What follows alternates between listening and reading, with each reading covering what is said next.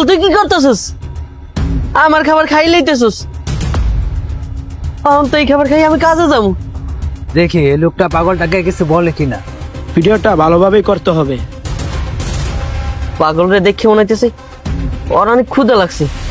আচ্ছা খাক, এটা মনে হয় ওরই রিজিকে ছিল। আমার ব্যবস্থা আল্লাহ করে দিব।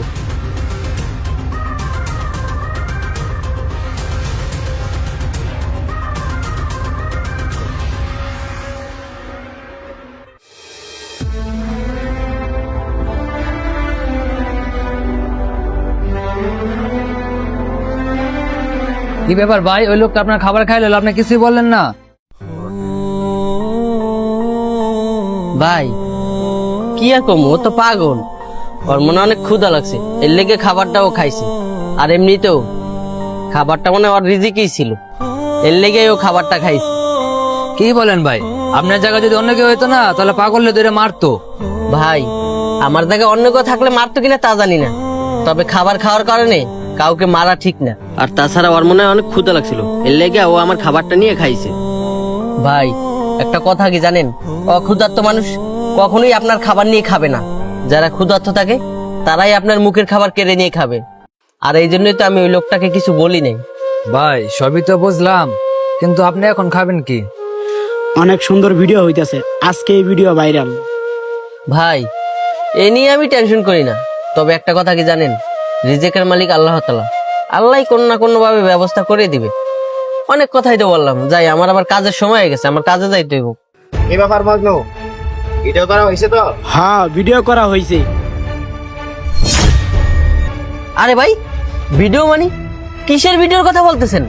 আর তাছাড়া আপনি না একটু আগে আমার এখান থেকে ভাত নিয়ে গেলেন? হ্যাঁ ভাই, আমি সেই লোক, একটু আগেই আপনার এখান থেকে ভাত নিয়ে গেছিলাম। হ্যাঁ ভাই, এতক্ষণ আপনাকে আমরা পরীক্ষা করছি। পরীক্ষা করছেন মাইনি? আমি তো কিছুই বুঝতে পারতেছি না ভাই। আর ভাই আপনি বোঝেন নাই, আমি আপনাকে বুঝিয়ে বলতেছি।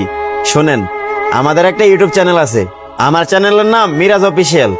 আমরা মানুষের সততা যাচাই করি, আর সততা যাচাই করে যদি সে পাশ করে তাহলে আমরা তাকে পুরস্কৃত করি।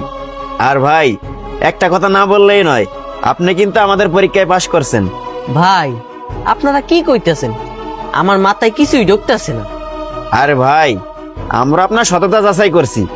এই যে একটু আগে দেখলেন না, আমি আপনার মুখের খাবার কাইরা নিয়ে খাইছি, আপনি আমাকে কিছুই বলেন নাই। ভাই আপনার জায়গায় যদি অন্য কেউ থাকতো তাহলে আমার এই পিলার সাথে বাইন্দা পিটাইতো।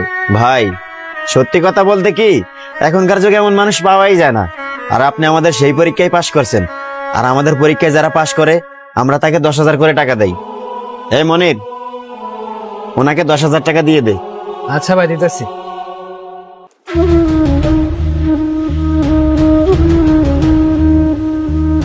নেন ভাই। ভাই আমি কি এমন করলাম, আমার শুধু শুধু 10,000 টাকা দিলেন? আরে ভাই, আপনি যতটুকু করছেন এতটুকু সবাই করতে পারে না, আর করতেও চায় না। আর ভাই আপনি তখন বলেছিলেন না, রিজিকের মালিক আল্লাহ তাআলা, আল্লাহই কোনো না কোনো ভাবে ব্যবস্থা করবে। এখন আপনি মনে করেন আমাদের উসিলায় আল্লাহ আপনার রিজিকের ব্যবস্থা করে দিছে।